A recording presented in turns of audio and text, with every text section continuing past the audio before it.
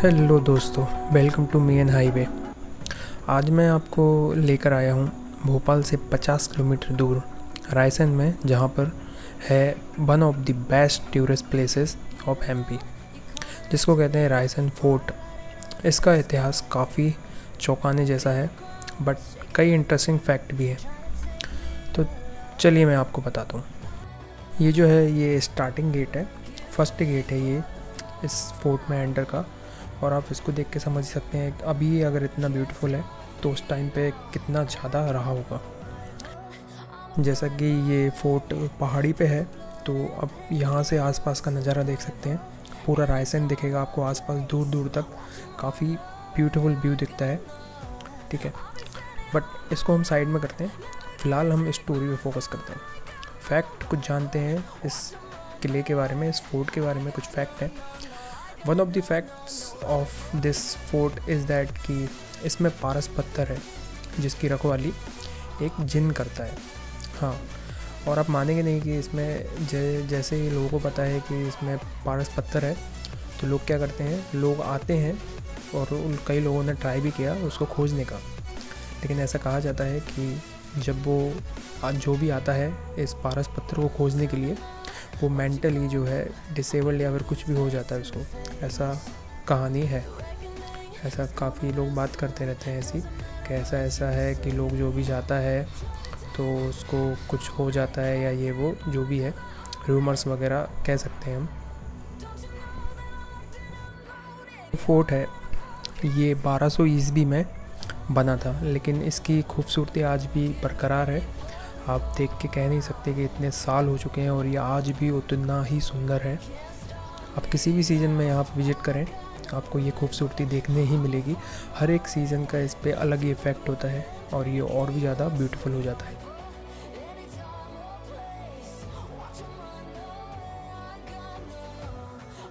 ये एक पहाड़ी की चोटी पे बना हुआ है और काफ़ी लंबे में फैला हुआ है। आप इस पे पहाड़ी पे चढ़ने से पहले, मीन्स जैसे ही आप रायसेन में एंटर करते हैं, तो आपको ये दूर से ही देख सकते हैं। आप इसको दूर से ही देखा जा सकता है। One more fact about this fort is that कि इसमें दुनिया का सबसे पुराना वाटर हार्वेस्टिंग सिस्टम है। अब उस ज़माने का वाटर हार्वेस्टिंग सिस्टम भी काफ़ी शानदार है इसमें।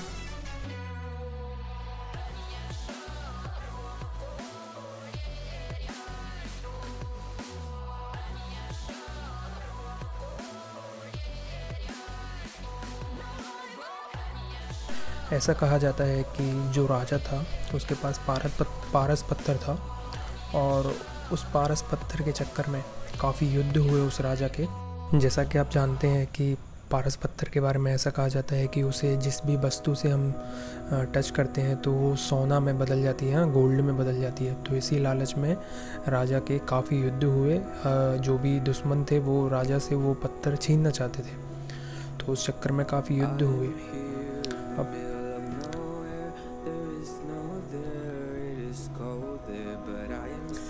एक और कहानी ये सुनने मिलती है कि कहा जाता है यहाँ के राजा ने अपनी ही रानी का सर कलम कर दिया था, काट दिया था। अब उसकी कहानी ये है कि जब राजा के युद्ध हुए थे और जिसमें राजा एक युद्ध में जब हारा, तो उन्होंने अपनी रानी को अपने दुश्मनों से बचाने के लिए खुद ही उनका सर कलम कर दिया था। ऐसी कहानी सुनने मिलती है। बट राजा वो युद्ध कैसे हारे थे? राजा को धोखा दिया था। राजा को धोखा जिसने दिया था और जिसने राजा को हराया था वो था शेरशाह सूरी। शेरशाह सूरी ने भी इस फोर्ट पे राज किया है पहले, और उनने जो है राजा को धोखे से हराया था।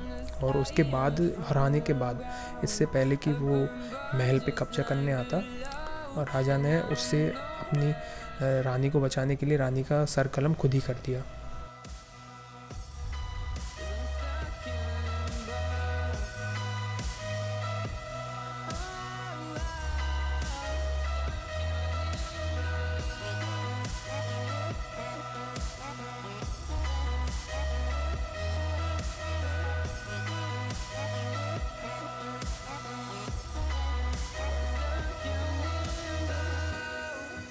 जिन रानी का सर कलम किया था उनका नाम था रत्नावली। बट इसके बारे में एक कहानी ये भी सुनने मिलती है कि उनका सर कलम नहीं किया था, उनने खुद से ही सोहर कर लिया था।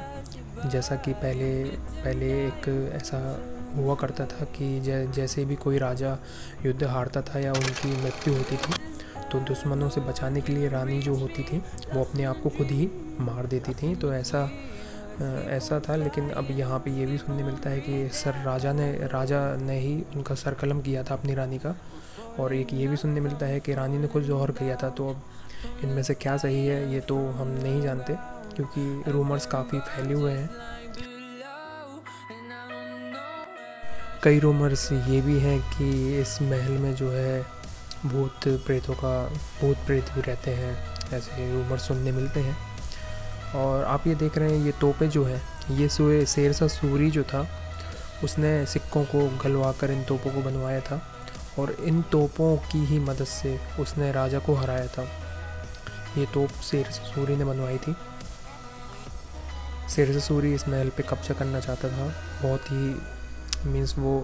बहुत ही ट्राई कर रहा था। उसने काफ़ी प्रयास किया, ये समझ लीजिए कि उसने हद से ज़्यादा प्रयास करने के बाद जाके इस महल पे कब्जा किया था, वो भी धोखा देके राजा को।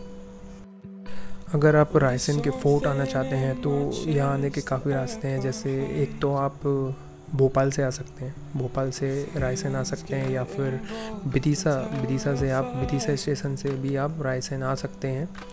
दोनों से दोनों से इक्वली पड़ेगा आपको। या फिर आप सांची स्टेशन से भी आप रायसेन फोर्ट आ सकते हैं। तो काफ़ी रास्ते हैं रायसेन फोर्ट आने के।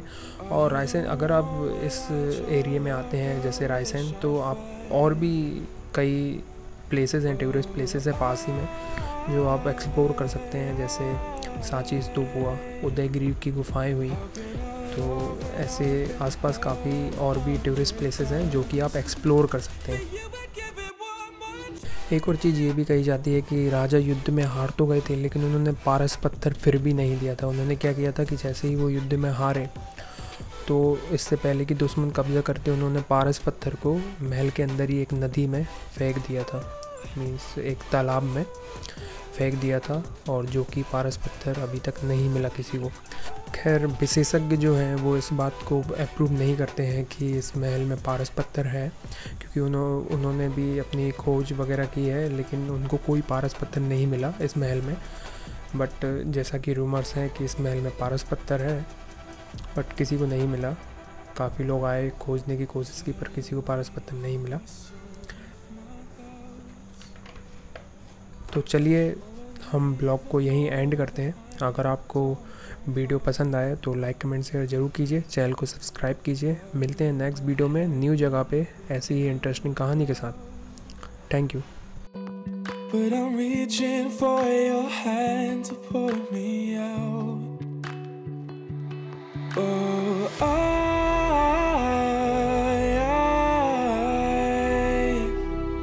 are you the one when I try to look? I wish I'd find